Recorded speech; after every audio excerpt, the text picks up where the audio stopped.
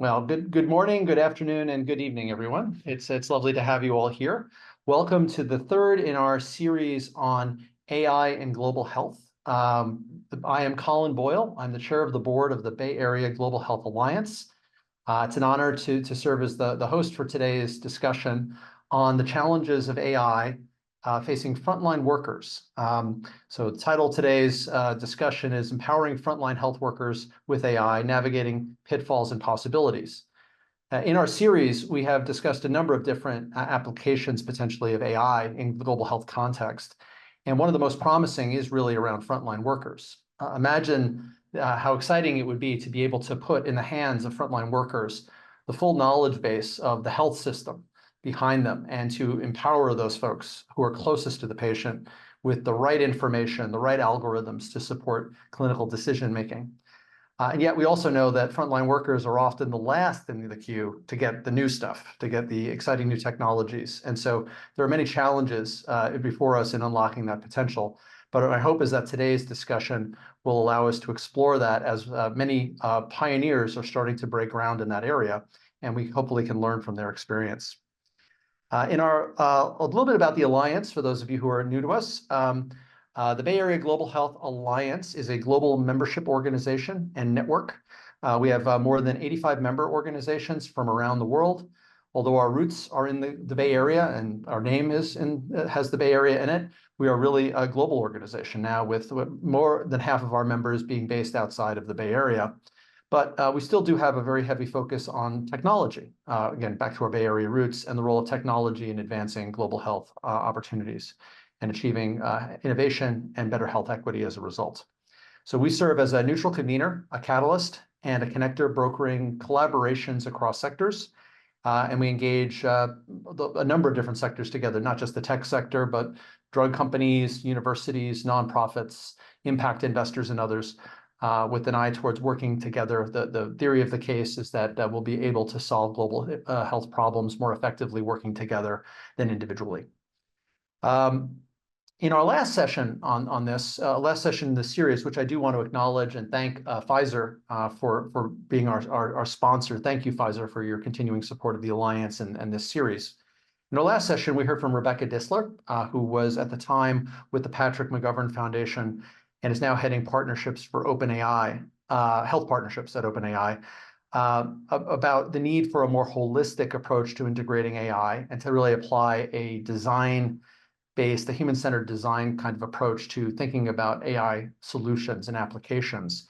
We also learned about how some organizations are beginning to pioneer this field with starting with data extraction, cleaning processes to make data more accessible and manageable, using that to build trust.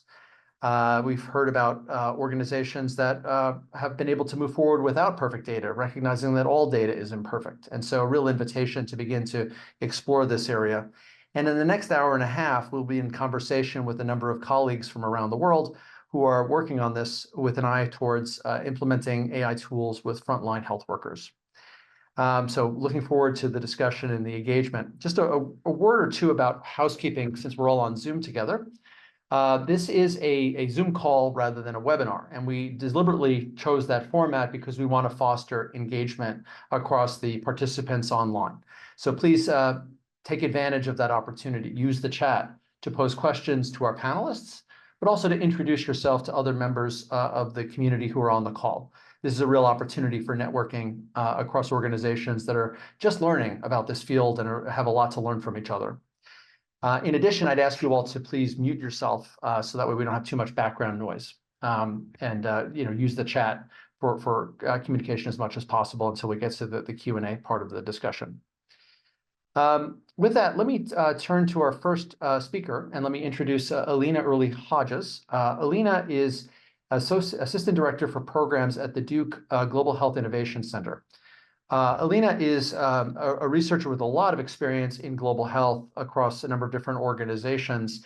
But the reason we really are excited to hear from Alina today is that she is leading some really interesting research currently funded by the Duke Cares Foundation to look into the application of AI with frontline workers. And so it'll be wonderful to have Alina provide a bit of an overview what her research is yielding as foundation and context for the subsequent discussion we're going to have with our panelists. So with that, let me turn it over to you, Alina, to get us started. Thank you so much, Colin, and thank you so much to the Bay Area Global Health Alliance for inviting me to share this research. I'm just going to pull up my slides here for you. Just a quick note also that this work was supported by the BioCares Foundation, as Colin had mentioned, and it was actually a grant to our sister organization, Innovations in Healthcare. And this organization is a 13-year-old organization, nonprofit, founded by McKinsey & Company, the World Economic Forum, and Duke Health. We are hosted at the Duke Global Health Innovation Center at Duke University, which allows us to have a very unique partnership, that combines academic excellence and global engagement to improve health. So our Duke arm really is our evidence generation arm, conducting rigorous academic research on the scaling and integration of health innovation, with the Innovations in Healthcare arm being a bit more of our applied work that engages with public and private stakeholders around the world.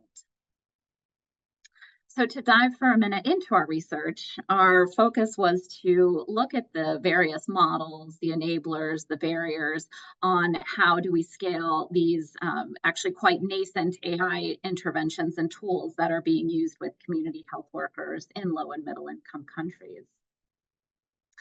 We took a three-pronged approach to our research, with the first one being to identify the interventions that we wanted to study. And so we, through our research, through reviewing reports and seeking referrals from our network, identified 170 different interventions that were AI interventions used primarily in global health.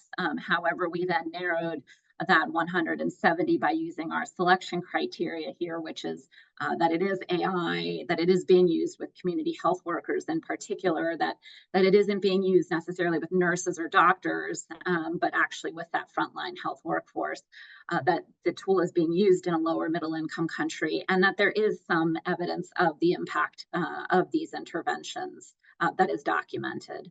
So we narrowed that 170 down to 23 that fit that criteria, and then narrowed even further into the 3 use cases that I'll share with you today.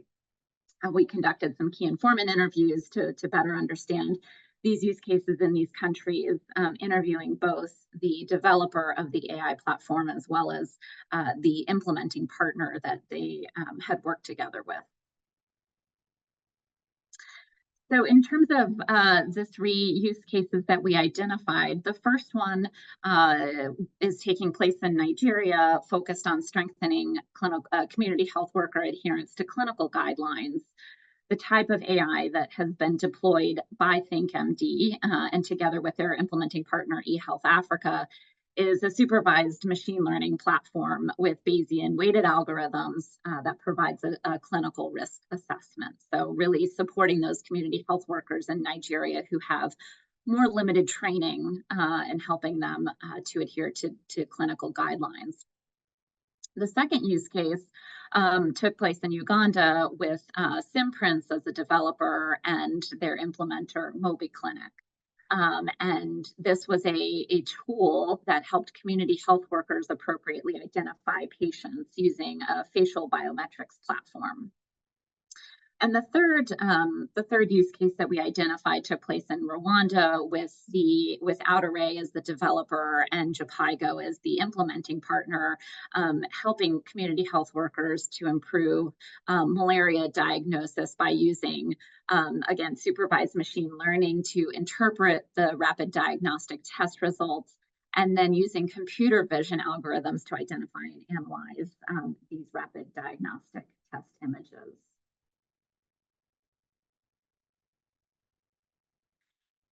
So through this research, we identified 6 enablers for more effective implementation of AI with community health workers. Before I dive into some of these, I did want to note that these may sound quite familiar as it relates to the application of broader digital health and intervention tools.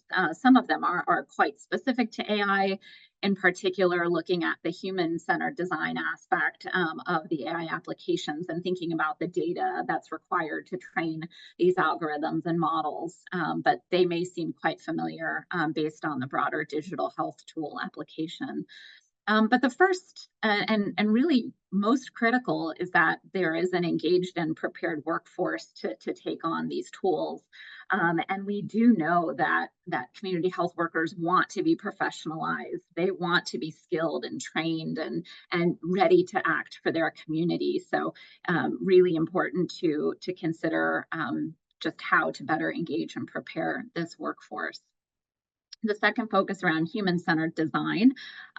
It's just really important that we involve the community health workers and those frontline health workers into the design of these applications, making sure that the applications fit their workflows and are making their jobs easier and are just integrated within their day-to-day activities. Important to also consider that, that an appropriate language or that you're taking into consideration language as you're developing these tools, whether it be for, the smartphone itself and what language it's using, as well as the application that may be developed and used by these community health workers and making sure that it is appropriate. The third area is making sure that these platforms are certainly designed for the local environment. I think Colin referred to a few of these. As you think about the use of smartphones in low resource settings, you need to think about battery life, how these phones are being charged. How are these phones or applications going to be able to work offline? How do you deal with limited storage issues? And then also thinking about making sure that the AI itself is being trained on that high quality local data that you're able to collect, and also conducting that sort of usability testing in the field. Oh, apologies, I went ahead. The next area, again, sort of aligned with that testing and data, is making sure that there is data privacy and security, making sure that data is encrypted. Also, even taking into consideration that community health workers may be learning how to use these platforms for the first time and perhaps using them on smartphones that they're not used to using, and making sure that they are aware of how to secure their own phones themselves and how to use the passwords and other features for data privacy and security. And of course, making sure that all partners are adhering to any data regulations and policies that may be put into place by governments or other entities. Then finally, around the growth of the digital ecosystem, certainly the more digitized that a country is, the easier it will hopefully and ideally be to implement these platforms. And then finally, having strong local partnerships and the right partners who know the local ecosystem deeply, and ideally are aligned with the public sector from a sustainability standpoint is also critical. And just want to touch on a few of the recommendations also that we have identified. So coming out of those enablers, we've sort of narrowed into these 4 core recommendations around again, making sure the workforce is enabled and prepared through comprehensive training, and not only training on the AI software itself, but the actual training of the use of the smartphone.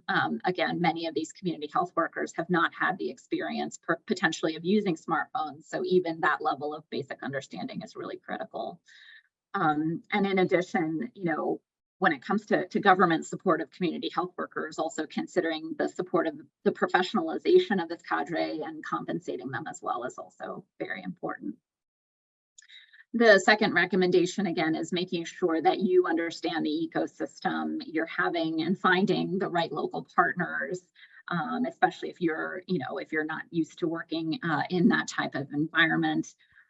Even thinking about identifying the appropriate telecommunications company for services and thinking about zero rating and data services and how do you think about data and access to that in these settings is also critical. The third recommendation is around designing to fit local context. This recommendation in particular is focused primarily on the AI developers.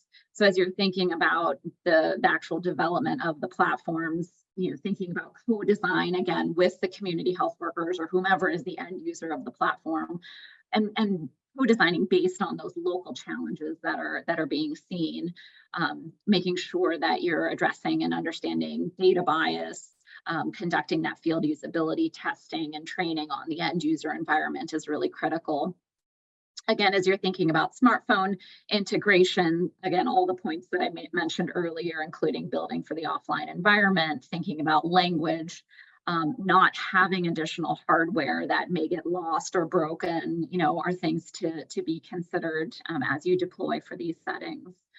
And then as you think about the end user applicability, again, we're making sure that these platforms are integrated within existing workflows and are not added burdens to the community health workforce activities, thinking about how to support those community health workers as they learn these platforms with pictorial instructions, offering easy access chat groups to assist if they have challenges, and then thinking about additional opportunities for those end users to provide feedback on the tool.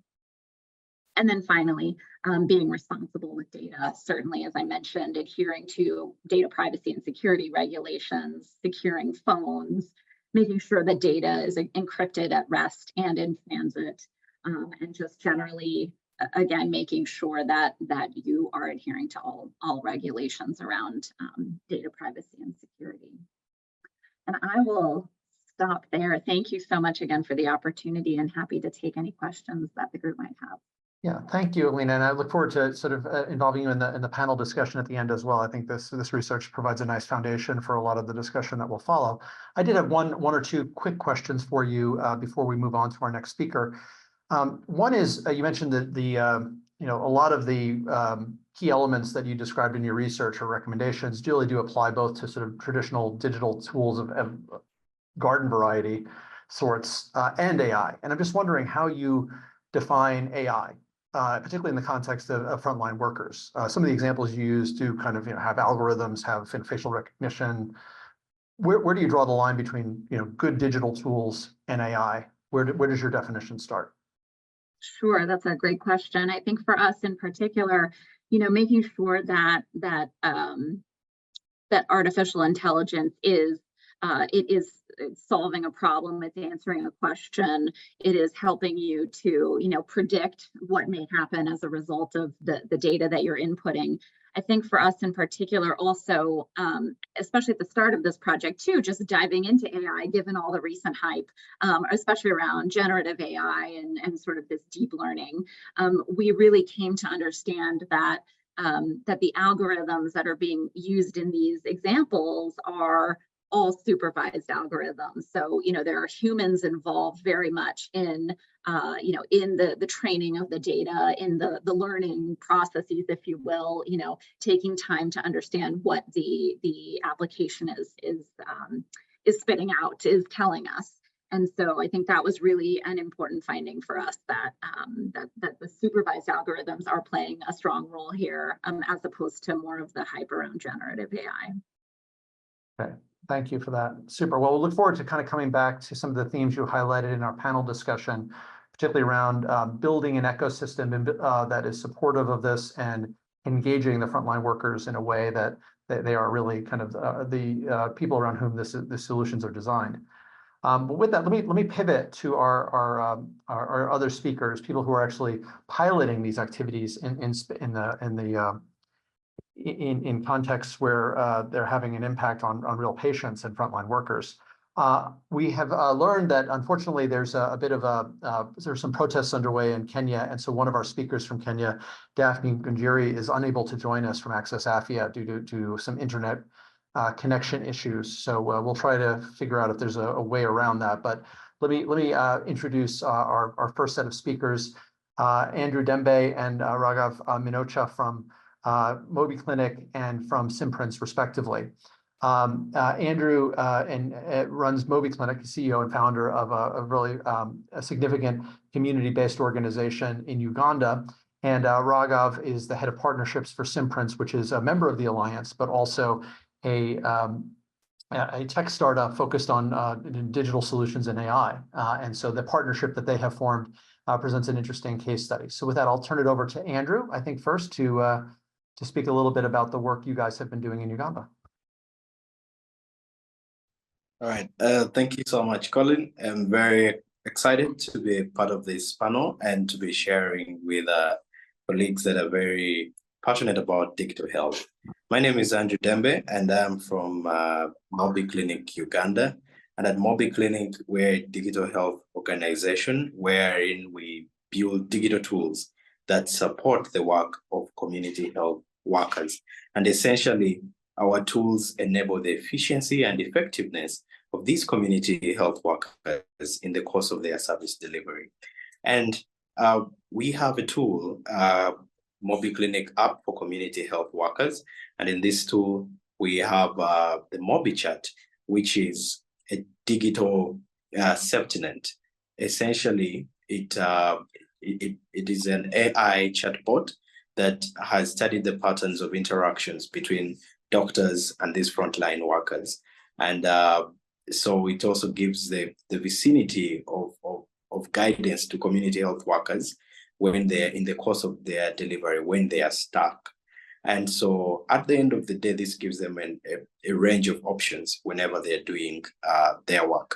But also the other most important AI feature that we have on is our integration of facial biometrics, the AI facial biometrics that are by Simprints. And what these do for us is that they close in the challenge that we had faced of identification. Our community health workers were working in communities on different patients, children, mothers, and the elderly, but there was a big challenge on identification. And at continuity of service, it became extremely challenging for the community health workers to keep paper records of these different members in the community. And that's where, and that was the premise of our collaboration with Simprints. I'm going to let the floor to my colleague Raghav to speak further on the facial biometrics of Simprints from Mobi Clinic. Thank you. Sure. Thanks, Andrew. And I feel like you've already touched a bit about the problem that we're trying to solve here, but just taking a step back for a sec. So great to be here. Hi, everyone. My name's Raghav, and I work managing partnerships for Simprints. That's going to be partnerships with governments, private sector foundations, or corporates. And really, we're a technology startup that was born out of the University of Cambridge about 9 years ago. And the exact problem that Andrew is referring to that we're trying to solve is that there's almost 1 billion people on this planet who do not have any form of formal ID. No passport, no birth certificate, no voter ID card, right? And without those IDs, there's really no way for folks, especially in rural and remote areas in LMICs, there's no way for them to be able to access some life-saving health and humanitarian aid supplies. So what we're trying to do as a solution to that problem is build digital IDs that are powered by biometrics. That's going to be fingerprint or face ID, the same tech that most of you use to unlock your iPhone or any other smartphone that you use, the same tech used in remote and rural frontline settings where internet and Wi-Fi and sometimes electricity isn't exactly available. What this does is give a formal identification which can help folks really get access to every single medicine, vaccine, dollar that is needed by those folks at that point of time in that very specific continuum of care. Now, talking specifically about this collaboration with Mobi Clinic in Uganda. And so we've been lucky to be working in Uganda with our partners, and this was an effort more towards ensuring that folks really get immunizations. Folks who don't have any formal ID, they get access to immunizations such as the COVID vaccine, such as other immunizations in the routine immunization portfolio. And what I think Andrew's team found was that a lot of folks didn't really, weren't able to access or participate in this program because of that lack of ID.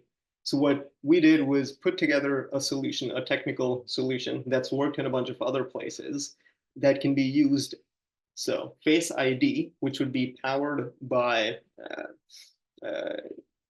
Face ID that's going to be powered under the hood by machine learning algorithms that run matching AI algorithms, which I'm sure a lot more technical people than I am understand a whole lot better than I do.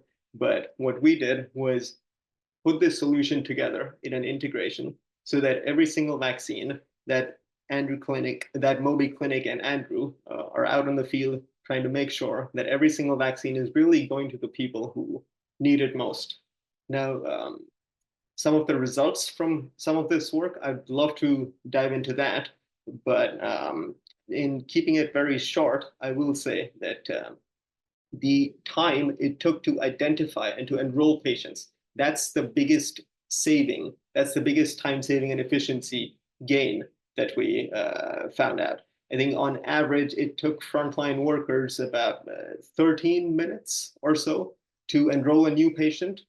That includes getting all their demographic details in, inputting them into the system and whatnot. And I think this 13 minutes was down to almost 6.5 minutes, right? Out of which the Face ID biometrics is literally going to be seconds, like 15 seconds or something, right?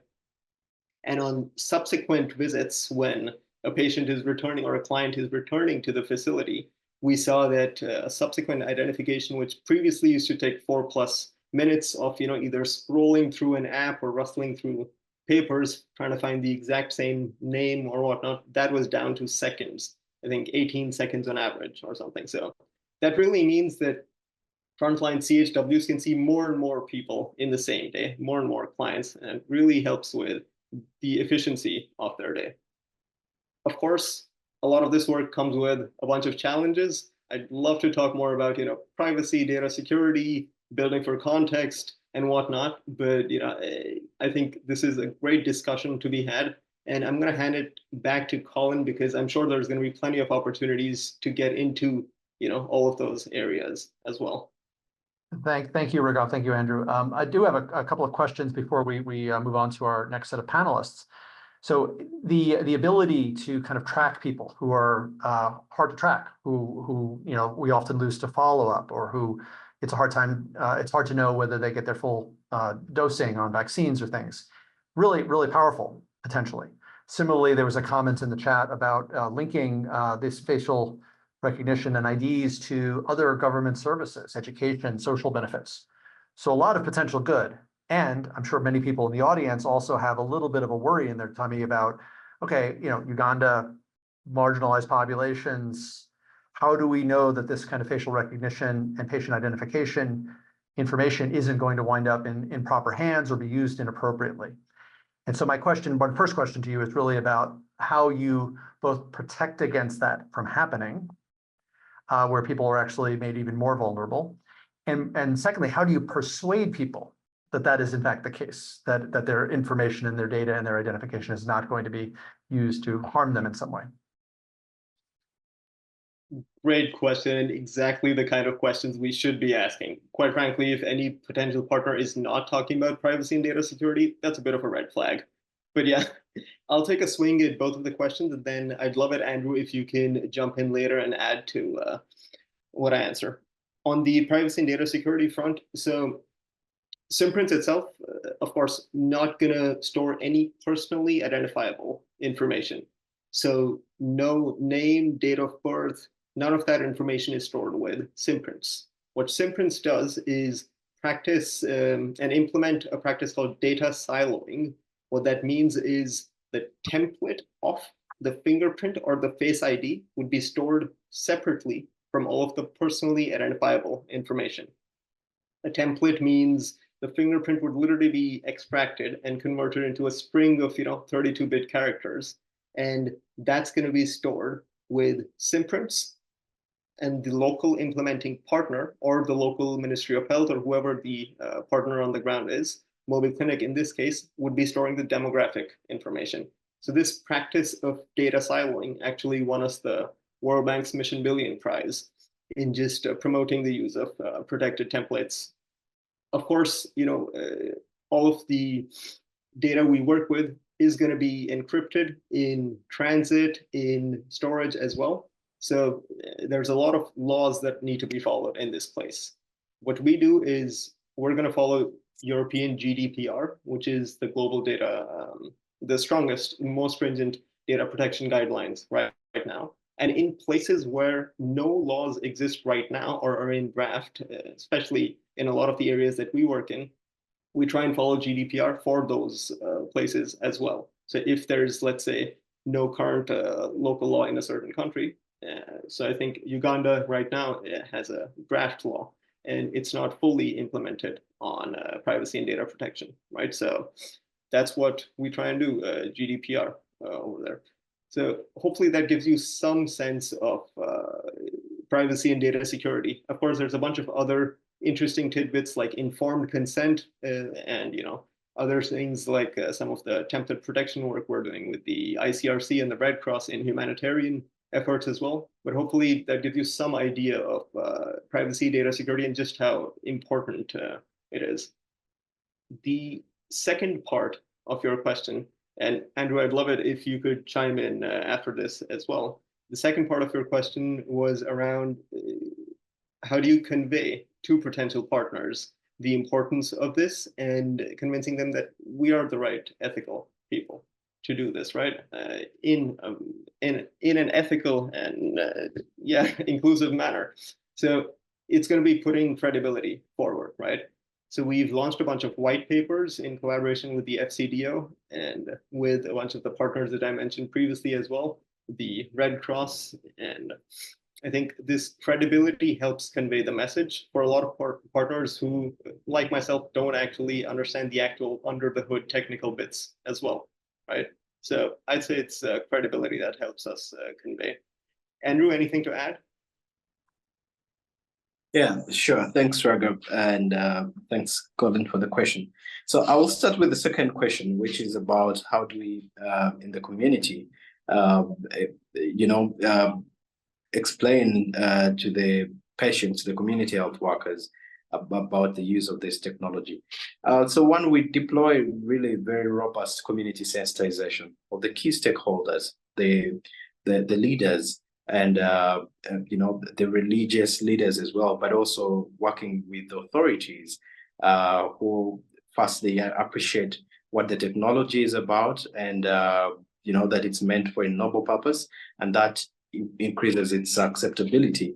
But also at the end of the day, we have to work in a very ethical manner, and consent is very key. And even our community health workers know that the patients still have the option to allow to be used the biometrics or not. So consent is very key. And maybe also the other, moving now to the first question about data protection. Also at Mobi Clinic, at the back end, the data is anonymized. And so it's, this helps, but also we have the certifications from the data protection licensing bodies, such as the Data Protection Office in Uganda here, and the National Information Technology Authority. So data protection is also very, very key to the government, and they have put in laws. And for those of us that deal with data, we make sure that we have these licenses, which we do have at Mobi Clinic. And all this then makes the implementation quite very small. Thank you. Great, thank you. Just one quick follow-up question, Andrew, on this notion of patients or folks in the community having the option to opt out. How often does that happen? Usually it will be 9 out of every 10 cases. So for the communities, when you go there and well sensitized, you'll find that 9 out of 10 will opt in for biometrics. But of our experience with Simprints, at least we had 1 out of 10 also saying no to the biometrics. So yeah, which the larger majority are in, because they know once they see the advantages, or they are well explained to, that the biometric is to help at identification at the next visit of the community health worker. This combats their fears, and they're able to accept into the biometric future. Thank you. Great, thank you for that clarification. Really appreciate it. Again, highlights, I think, that, that these tools don't have to just work technically and clinically. They have to work for the community and for the full community, and that can be very tricky. Thank you for your overview of your work. Sounds super exciting, and look forward to more discussion in the panel at the end of today's session. Let me turn now, though, to Henri Genet, who is the Chief Strategy Officer for Causal Foundry, which is a really interesting organization, a public benefit corporation whose mission it is to scale AI in healthcare and medicine. And Henrique has a long career in technology development in and around global health, and is going to share a little bit about the work that Causal Foundry has been doing to build kind of a series of utilities or platforms for users in the field to be able to sort of take advantage of the emerging Gen AI capabilities that are out there. So Henrique, thank you very much. Welcome to the discussion, and I'll turn it over to you. Thank you, Colin. And I'm going to be sharing showing some slides to help anchor some of the things I'm going to say. I'm sorry, I'm capable speaker as the previous ones, but hopefully it's not going to feel long. So let me tell you a little bit about the type of things that we try to solve at Causal Foundry. Our focus is around personalization. So these AI technologies that allow to really have, make every user have a personalized experience when they are working with the digital tool. So that's for frontline health workers, but also with clients or any other user of a digital tool. So let me just to set the stage of what we're talking about here. So imagine a scenario in which you have a great community health worker app that is using, Simprints for facial recognition, is maybe using kind of job aids like the one we learned about on ThinkMD or other AI tools, and also has training materials and reminders for community health workers. It's fantastic. Now, typically what you have is a system that will have a predefined kind of engagement strategy with users, in this case, community health workers, that will receive kind of specific reminders, specific recommendations, and so on, based on a set of rules that are predefined in the system. And for user A, this is working fantastically well. I mean, she's using all the app features, and she's performing very, very strongly. Now, we have a different scenario in which user B, the app is not working as well for her. And what happens is that she ends up not using the app as often as she should, not using the trainings and all the opportunities that the app is offering to her. And if you think about kind of what things fail for user B, very often what we find is that the user experience is non-personalized. And actually, not only that, but we don't have a good system to identify user B as a user that requires additional support. And in the context of limited resources, how should I deploy the resources that are limited? I'm not identifying user B as the one that is going to benefit the most from that. Now, this is something that happens across the board with digital tools. And in my experience, at least over the past few years, I've been in a lot of situations in which you feel like you have a digital tool deployed, everything works well, but there's a lot of value left on the table. So what can we do? Now, what we know is that there's a lot of information from the user, from the profile of the user, and also how the user is behaving with the app, that we know other industries are using a lot to target their interventions to us, right, much more effectively. So the question is, how can we use this in the context of frontline health workers? So you can imagine a scenario in which you have the similar system as we had before, but now we can leverage all these profile data, app behavior data, and feed it back into the system. And this basically allows you to use machine learning features that will personalize the engagement with user A and user B. Not only that, but also we can use all these data to try to predict whether user B is the one that might require a little bit more intense supervision, right? So, of course, in this example, there's a happy ending with a strong use of the app and for both users. And if you think about kind of what worked, basically is that this ability to personalize, right? You're personalizing the engagement, the timing of reminders, the type of things that you're recommending. And then you are also identifying this user B as the one that might benefit the most from a kind of a more intense supervision, right? So thinking about this and with the experience that we have in other industries and how effective this type of AI kind of tools can be, the question is like, well, all right, I want it. How do I get this, right? And this is where we think the type of approach that we have can help a lot of organizations, because at the end of the day, having access to this talent in the AI space is super expensive. Not only that, but also when you want to implement any of these algorithms that can do these fantastic things, there's a lot of work in adapting kind of your tool and transforming an algorithm from a research paper into a piece of code, testing it, etc., and then putting it into production. This requires a lot of effort. So our goal is to lower the barrier to access all these technologies, and basically what we have is a platform that will allow any digital tool to integrate with and leverage a set of AI tools, and also not only use that for predictions and things like that, but also send interventions in production to these same digital tools. So you can leverage, you can be on the platform and then make a decision of putting some, an intervention. You have a hypothesis that I believe people will, community health workers will do more X if I send a message saying Y. And you can test whether that's true. You can put an algorithm that will decide the timing and the type of message that every user is going to get, depending on the feedback and the reinforcement learning that is happening in the on the platform side of the equation, and so on and so forth. So this is our approach, again, to help all organizations leverage these tools.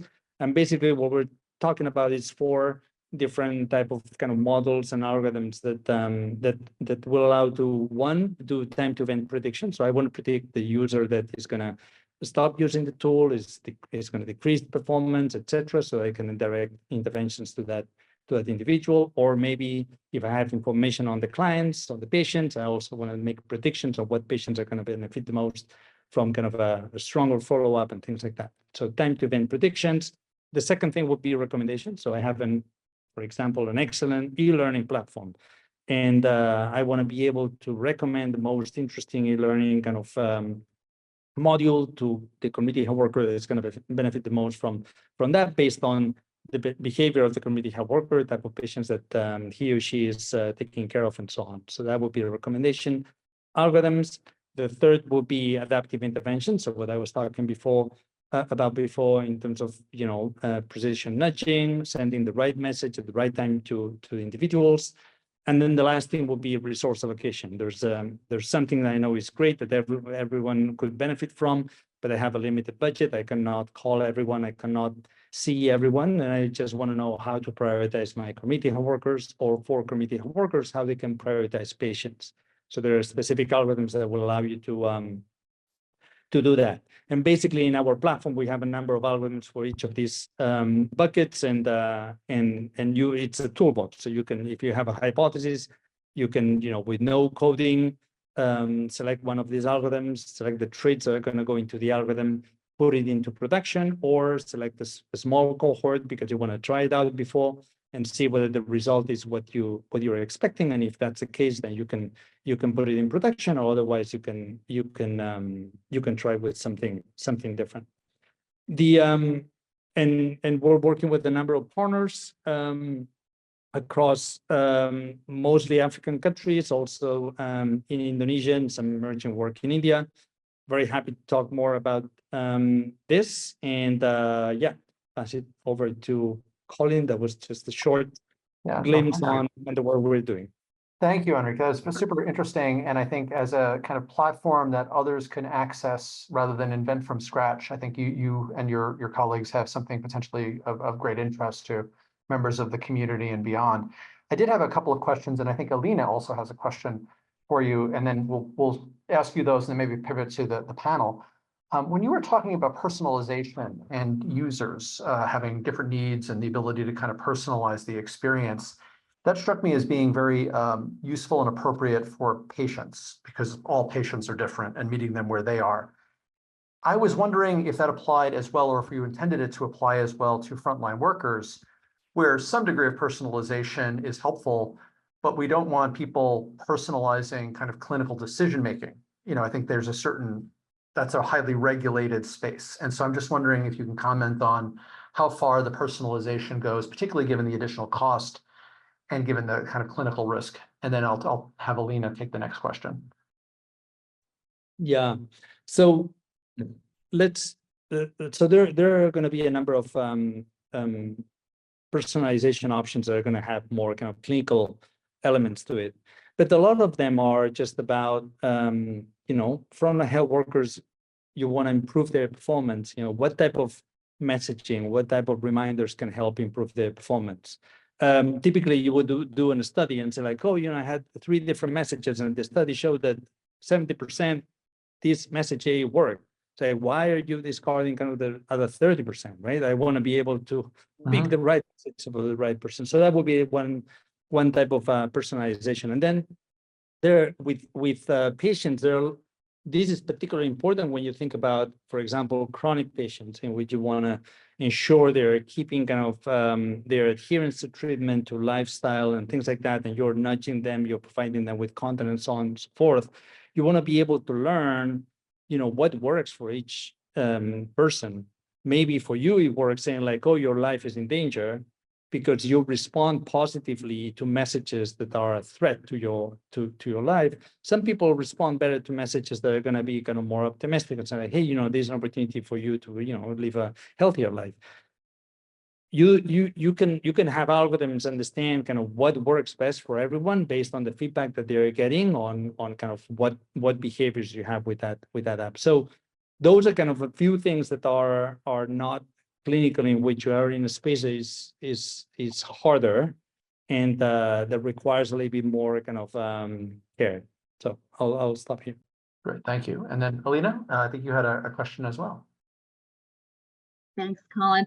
Through our research, we were identifying that our use cases were all research studies that had been done. And that's what we are seeing more of across the board, is that there's just a lot of pilots going on. There's research studies happening, which is great. However, I am curious about the sustainability of some of these platforms. And, perhaps I haven't heard of, I talked to Simprints certainly about this, but Raghav, please feel free to jump in. And I don't know enough about Causal Foundry to understand sort of how are you thinking about sustainability and your business model for continuing to implement these tools? I can start. And I think it's going to be a similar thing for Simprints, I'm sure. I mean, we do not operate with the mindset of doing kind of a pilot. So the platform allows you to do this in production with all your users, scale, and it's an experimentation engine as well. So you can integrate and start using the platform, pick kind of a small number of users, learn. And then for me, the interesting thing, I think research is important. For me, and coming from having done being more in kind of the research space in the previous years, the interesting thing is that once you're onto something, being able to put that in production and say, now roll it out for everyone. Now I know, oh, there's something interesting. I had this hypothesis, I'm seeing a signal there. I want to roll it out for all the users. And being able to do that without having to change your system. So that's the spirit that's the capabilities that we bring with that focus, besides because of that, because this doing pilot, then often the challenge is going from a pilot to putting things in production with all your users. But yeah, curious to hear about the other panelists. Well, thank you, Enrique, and thank you for that question, Alina. With that, thank you for the overview of the different case studies, and I think there's a lot here to chew on. I will invite folks in the audience to post questions to chat. We'll get to audience questions in just a minute or two, but to get us started, I would like to sort of start off by posing a couple of questions to the group. So a number of you mentioned as a starting point that enabling the workforce is really critical. That was a key takeaway from Alina's work. I think it's really kind of embedded in the whole philosophy of the Causal Foundry. Obviously, Andrew and Raghav's work is really kind of centered around making frontline workers more efficient. And so let's start with them as the audience here. If we're going to be human-centered, design-centric, that's the human we're talking about. How do you make those frontline workers view AI as a tool rather than a threat? Because I think it really could be either. And I'm wondering if you've had experiences or efforts that have been successful in getting people to engage in the development of these tools effectively. So I'll open up to anyone who wants to take that. Happy to go first, and then I'd be curious to hear from everyone else as well on what their perspective is. From the Simprint side of things, we label this as built for context, right? So built for context for us means anything we put forward is going to be interoperable with anything that frontline workers are already using. So we really want to leverage the existing infrastructure that already exists, right? If, let's say, frontline workers are already equipped with a smartphone itself, we want to use the camera on the smartphone to do the face biometrics. We don't want to put an additional hardware device in the field, right? So built for context is going to be interoperability with whatever's already existing. Second one is on this topic is going to be, of course, customization, right? Local language, local customs, the way community sensitization is done, the way certain colors come across in certain cultures versus, the acceptability of different modalities, whether, with vulnerable and HIV patients, fingerprint might be a better fit versus, aid dispersion, Face ID might be a better fit. So really understanding as part of a co-design process what localization, customization actually means for that specific context, right? So I think these are probably two of the lenses which we take when we're building the tools themselves. But when it comes to implementation, and I'd love to hear from everyone else as well on this, but having these tools from a very starting point built or implemented through frontline worker perspectives. That means it's frontline workers who are doing the actual testing of it. It's frontline workers who are saying, okay, this button on this side of the screen is a no-go, or it's a great fit and this is more intuitive for us. I think that sort of human-centered design approach, which Colin, you were referring to earlier, I think that's going to be just integral throughout the process of implementation itself. So hopefully that gives a bit of an idea of, from the product perspective, what we think it takes to build it, and from the implementation perspective, what we think it takes to actually deliver this. But yeah, very curious to hear what everyone else has to say about this. Yeah, let me turn quickly to your partner in crime, Andrew. Yeah, you are actually managing the frontline workers, working with them. How have they embraced it? Like, what do you find that they love it, or do they fear it? Thanks, Colin. I mean, from our experience, it goes back to clear communication. That the clearer the communication is of what the AI tool is coming to do for them, the more likely the community health workers will embrace the tool. So once it's explained, its assistive role, and they get to see, what it does, and they participate also in the formation of the tool and the building. Like Raghav explained, that we are centric to the community health workers. They participate in forming what to improve and in the building. And so on our side as implementing partners, we usually communicate to them very clearly in the local languages that they are well versed with. So something as simple as communication goes a long way in ensuring acceptability of the AI. Thank you. Great, thank you. Alina or Enrique, anything to add? Quick comment.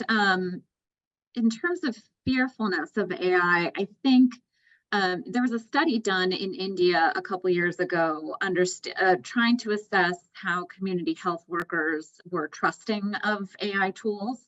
And I think there's only been one study done along those lines. And it was interesting to read some of the results that were focused on the fact that some of these community health workers, because they were using this, modern technology for the first time, that they inherently were more trusting of it because it was modern, it was new, it was, if the rest of the world is using it, certainly, we should be trusting of this.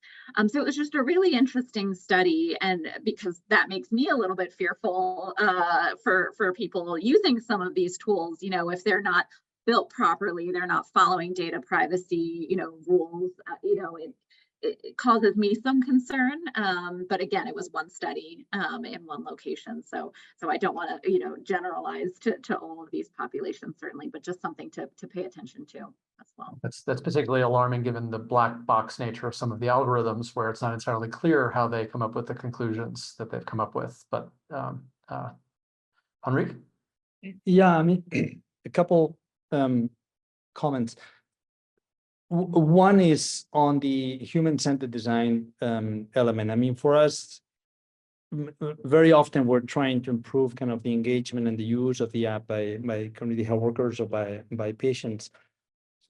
A lot of it is not around AI. So these, when I think about, well, what are the things that you're looking at when you talk to a potential partner? Is like, well, we want to make sure that we have a good use case. Like, well, maybe you should improve your design, improve your, how the app is responding to user needs first, and then start using kind of technology. So I think it's absolutely critical.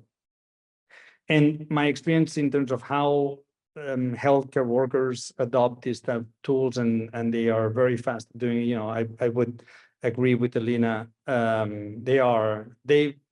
They feel kind of empowered with these tools. So in that sense, I feel like they're going to be kind of strong adopters. But that human-centered design is going to be important to make sure that the AI, the capabilities that the AI is bringing are fully leveraged, I would say, yeah. Great, thank you for that. There's a bunch of good questions coming into the chat that we'll turn to in a second. But let me pivot to a slightly different topic. So we talked about the role of frontline workers. The tools themselves have different use cases, right, in theory, and just to kind of maybe create a construct and ask you guys to reflect on it. And I think this goes back to what you were saying, Enrique, about some of the different purposes, resource allocation. There's a set of interventions, AI applications, that are really kind of operational in nature. Scheduling, stockouts, and I think the patient identification piece is kind of part of that. It's not directly in the line of clinical decision making, but it helps with efficiency. There's a second set of categories of use cases that are really around screening and referral. They're really triage applications. It's clinical, but the frontline workers are not being asked to rely on the algorithms to make big decisions, aside from you should see a higher level clinical expert on this topic. And then there's a third category, which are real clinical algorithms. This is where people get very excited. The point of care ultrasound that will, tell the mom exactly what the risks are and so on, and chart out a clinical plan. But that's also more highly regulated. It seems like a lot of the effort is really on the first two, and I'm just wondering if that's going to be something we would expect to see. That a lot of the rollout of these tools will be primarily in areas that are attractive operationally. And so maybe just get you guys to do a little bit of future casting around that. Is that something you anticipate, or would you anticipate the field evolving in a different way with more directly clinical applications taking off more speedily? Enrique? Let me. So So a few years ago, I was very involved in Burkina Faso on rolling out kind of a digital tool for frontline health workers, facility-based health workers. The challenge with bringing the AI or any kind of algorithm into clinical decision making is kind of the challenges in getting that off the ground with the government. I think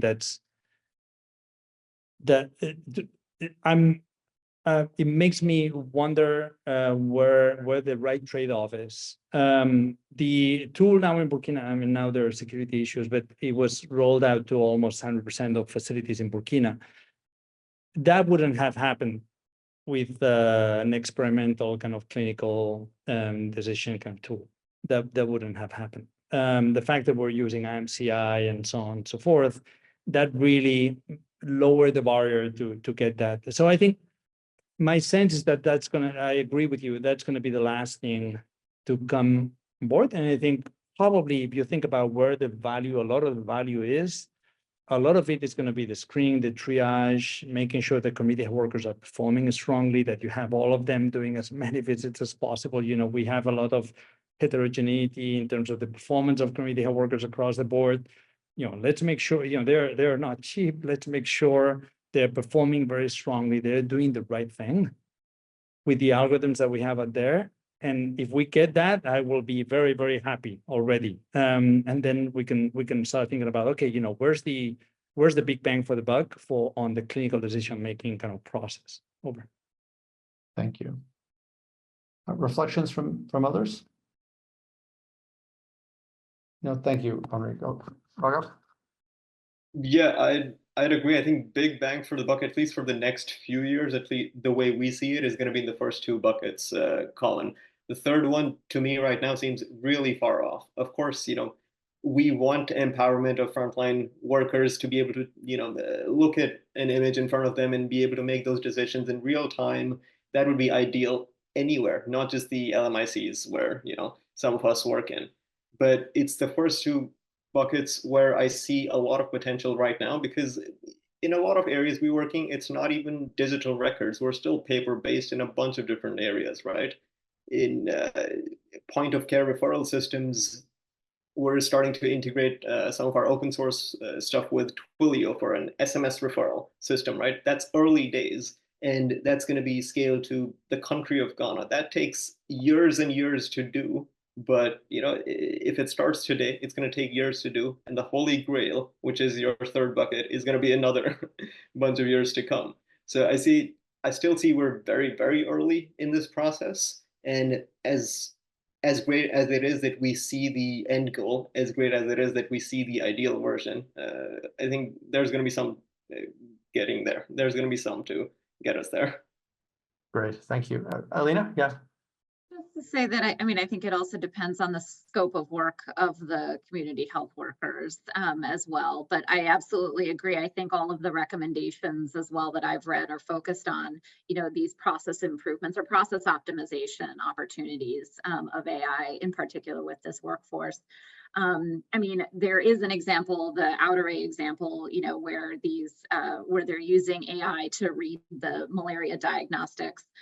You know, in Rwanda in particular, I know that the community health workers can treat uncomplicated malaria. So, you know, that is one case where, you know, this tool can help community health workers who may not be able to read the rapid diagnostic tests properly, and that could be a beneficial situation from that health perspective or that clinical perspective. But that's, again, because those community health workers can treat those uncomplicated cases. But I don't want to speak anymore on behalf of Outeray, but that is just one example. Yeah, that's helpful. Thank you for that.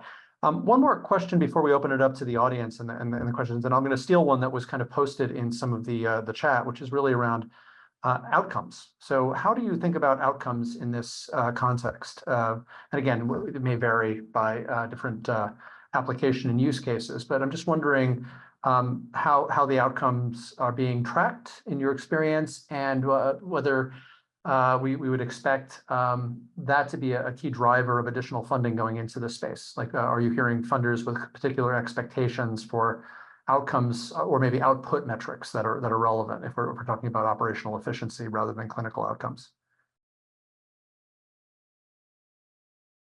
So, so the way we approach this is we, as part of the platform, we have, of course, the possibility of doing A/B testing. So the way we're doing every time we have an intervention, what we do at the beginning to see whether it's working is to have, you know, randomly select kind of a group that is going to receive the intervention that is going to be driven by an AI algorithm that is itself going to be doing kind of some testing, but have that group and then have a group that is not going to perceive any intervention, so that we can at least be sure ourselves, like, okay, you know, we see this is making a difference. We do analysis on that before rolling it up to the entire group. I think this is very important, although some of the interventions, at least in our space around personalizing and so on, the goal is to make them kind of easy and cheap to implement. So you have kind of a platform that is kind of very easy to say, okay, I have a new idea, you just test it. So it lowers a little bit the barrier of, oh, I have to set up kind of a big study and it's like, no, let's have the platform be an experimentation engine in which we can constantly think about, okay, you know, I had this intervention running, I just want to adapt it a little bit and see whether it works or not. And I can easily set up a small trial, test that for a couple of months, and then make a decision on that. So I'll pause here. Great. Thanks. Others? Outcomes? A really important question. And from what we've seen in our research, really no health outcomes are being tracked as part of this work at the moment, but hopefully that's coming soon. Great. Well, with that, let me pivot to the audience portion of our questions. First question I'll give to Quentin Power, who's the Chief Product Officer for Zenesys, which is a tech company member of the Alliance and also an organization that is doing some exciting work that free AI and exploring AI. So Quentin, over to you. Thanks, Colin. Firstly, I just want to thank the Alliance for organizing this session, and to the speakers for sharing their experiences. I think for Zenesys Technologies and as an innovator in global health, having this space to learn from this community is just so valuable. So yeah, as you mentioned, Colin, we're currently building LLM-based features to support analysts in generating insights around their data and to support the data-driven decision-making process. And one current challenge we experience in working with national governments is that given data regulations, governments will typically require their solutions and their health data to be hosted in country. But often, local hosting infrastructure can be less robust in country, and this is really exacerbated for AI use cases, which typically require more advanced computing resources like GPUs, which may actually not be available at all. So I'm curious, based on your experiences, is this something that you've experienced directly developing your solutions, and how have you overcome these infrastructure barriers to ensure the successful deployment and adoption of AI tools at scale? Thank you.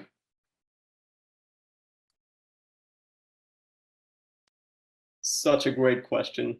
Because quite frankly, I think it keeps our product team and our engineering team up at night for a big portion of at least our Ethiopia work. So Ethiopia, our partnerships with the FMOH, the Federal Ministry of Health, I think they've reached slightly over 1.2 million people so far. And Ethiopia's national law says that all data must be hosted locally, right? Whether that's in a local hosting facility or a cloud which is specific to Ethiopia itself, right? Which puts us in a bit of a tricky spot, because most of our stuff is either Google Cloud or Amazon Europe or the US, right? So the solution here is dividing up the data, and at least the solution, the way we've seen it in collaboration with the ministry, is dividing up the data and identifying what's okay to be stored locally versus what's okay to go in the cloud, right? So personally identifiable information, any information which is either name, date of birth, or medical case ID, or any similar information which can be used to target individuals. Right. That I think most ministries of health, at least the ones we speak with, say that cannot leave the country under no circumstance, right? So we're not going to go near that data. What we're going to do is divide up and try and convert that data, or at least the fingerprinting or face ID or whatever templates we have, into strings or into extracted templates that can be stored outside, right? And because a lot of these things are going to be stored in separate locations, it's a lot harder to hack the system. It's a lot harder to, do pen testing and come up with issues surrounding this. So that's the way we've been approaching this. And all of these are going to be part of a co-design process, right? No one's got this genius idea sitting in a back room coming up all by themselves, right? It's going to be in collaboration with the Ministry of Health, almost every single place we work. Thank you. Others? Yeah, Enrique? No, I was just going to echo what has been said. I think there's a couple of things. One is, yes, capacity in country is low. I think there are also some countries that not only want data in country, and there's a reason for that in terms of how much it can enforce regulations on data in country versus data is not in the country. But also there's some countries that have they have a lot of push to have also the infrastructure in the government rather than private companies in country. And I think that's also kind of a challenge that it's going to take, a lot of discussions like what Rajab was mentioning. It's finding solutions, finding solutions that make them feel comfortable and testing them. And I think there's a lot of education on kind of what does it mean? It's like, oh, I want data in country. What does that really mean? Right? Is to your point, Rajab. And it's like, okay, it means that I shouldn't be able to do X, Y, and Z. All right, we can store some data outside that will comply with this, and finding those solutions is going to be very, very critical. In our case, we don't have such a compute is not as critical as when you're using some of the kind of LLMs and stuff, but yeah, we're also kind of ready to deploy in country. But of course, those issues around the infrastructure are important. Great, thank you. Let me invite others in the audience to pose questions. I'll read one or two off the chat, but if folks have a particular question that they would like to ask live, please raise your hand and we'll call on you.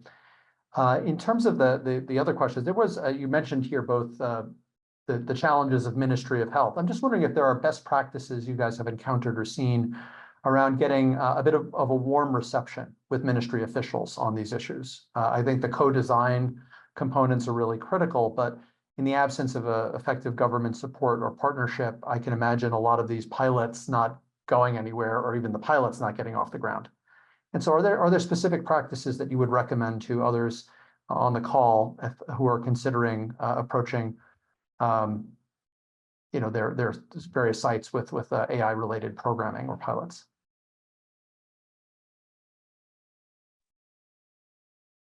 Henri? Yeah, I mean, I'll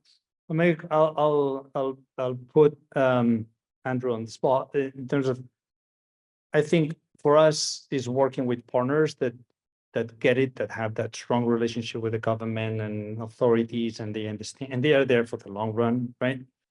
And so I'd love to hear from him, from his perspective. But for us, it's been for me kind of for years, right? That the mantra of saying, like, working with organizations that are there for the long run and get it and have that strong relationship. I would love to hear from him. Andrew? Yeah, just like Enrique has said, the local authorities are very important. On our side, we have very good rapport with the district health authorities that we relate with, but also we do report to the ministry, the digital health committee in the ministry, and we keep making sure that we are in synergy with the ministry, but also Simprints on their end, they are into good discussions with the ministry. So it's very critical to have the blessing of the government while deploying these tools. So yeah, I have nothing useful to add on that.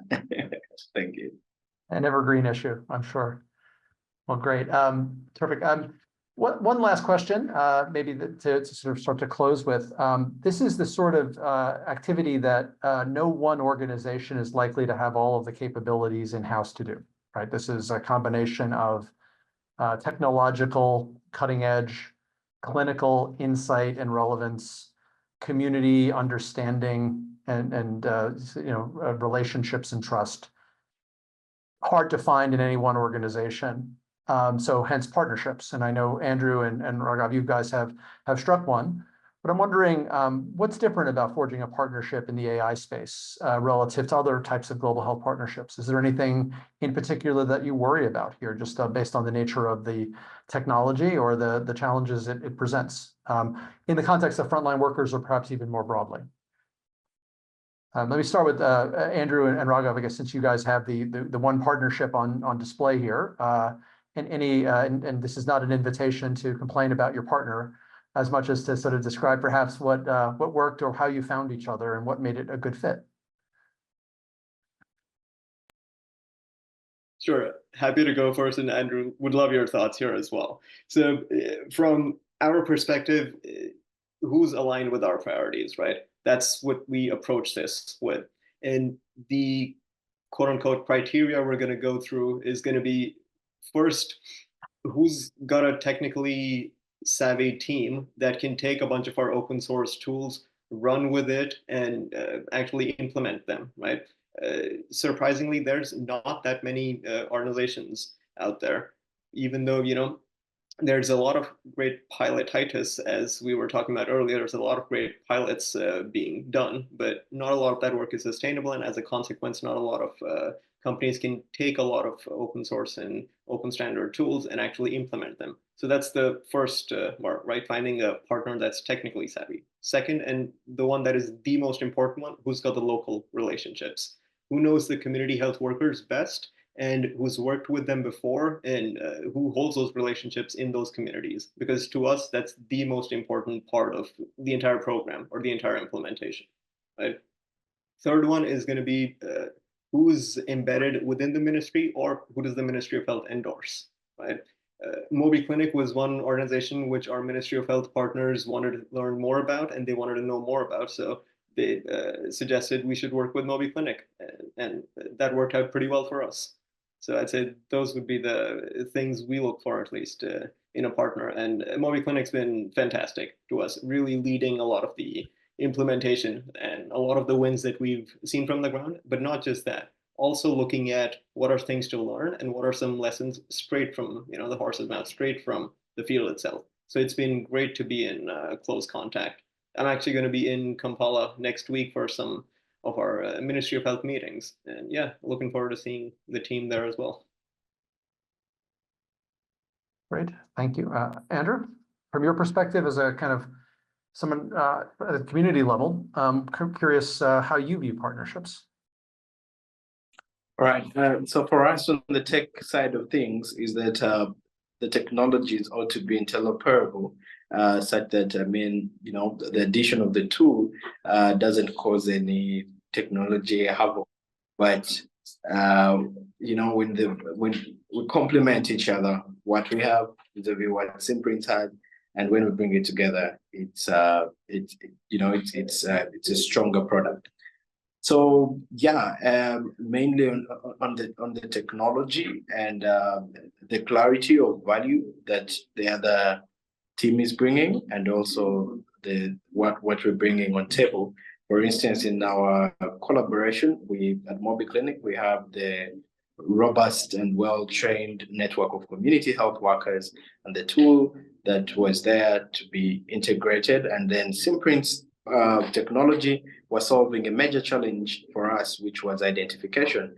And so clearly, our collaboration was, it was quite very smooth because we added value in each other. And yeah, that was the premise. You asked about what could be the threat, for the collaborations. Right now, as AI advances, the innovations are moving faster than the regulations. So maybe the threat is at that point, maybe when the regulations begin to catch up, especially here in the global south. So yeah, that may be the regulations may cause certain twists, and that you know that right now certain AI aspects may move faster than the regulations, but at such a point when the regulations match up, then certain twists may be needed. So I think that is the only thread should be in the regulatory framework. Okay. Thank you. Enrique or Alina, from your perspective, partnerships.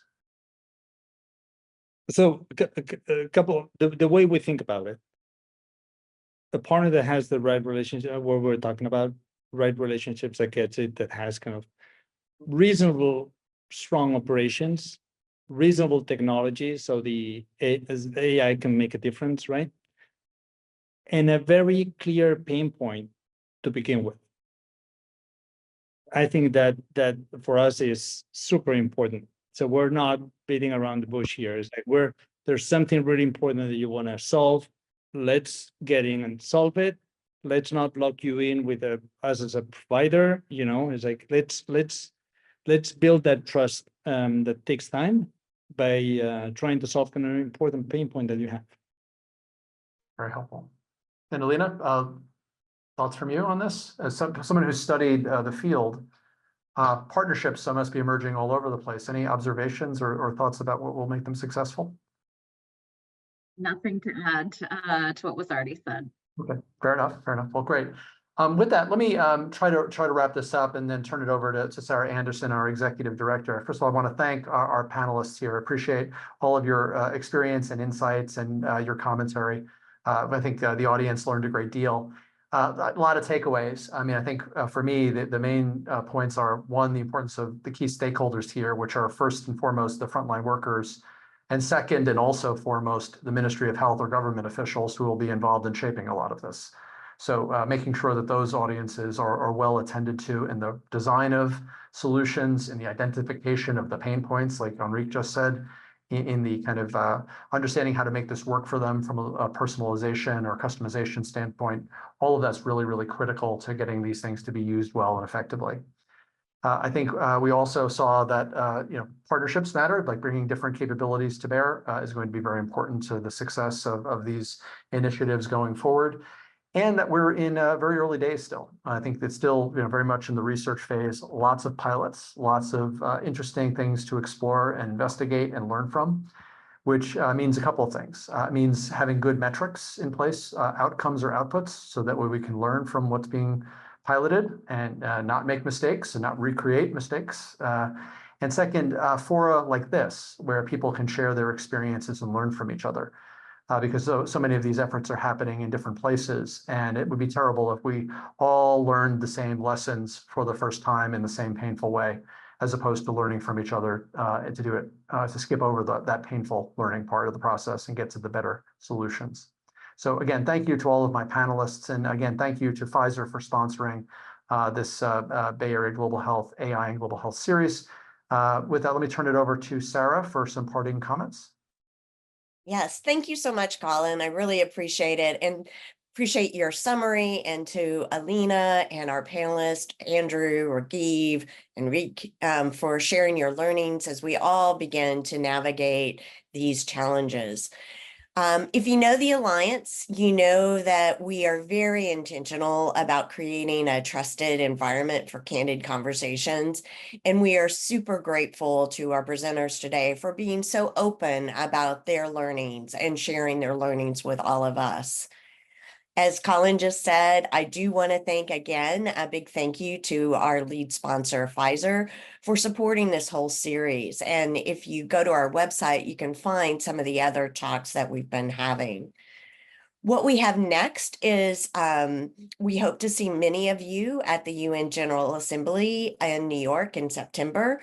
We'll be hosting a networking event, and we'll hope to gather some of you to continue these discussions on AI tools and global health. We also appreciate all of our members and guests who joined us today. Thank you so much for spending this time with us. We hope it proved very valuable use of your time, And if you're new to the Alliance, we hope you will join us again. To learn more, go to our website, which is in the chat. And thank you again.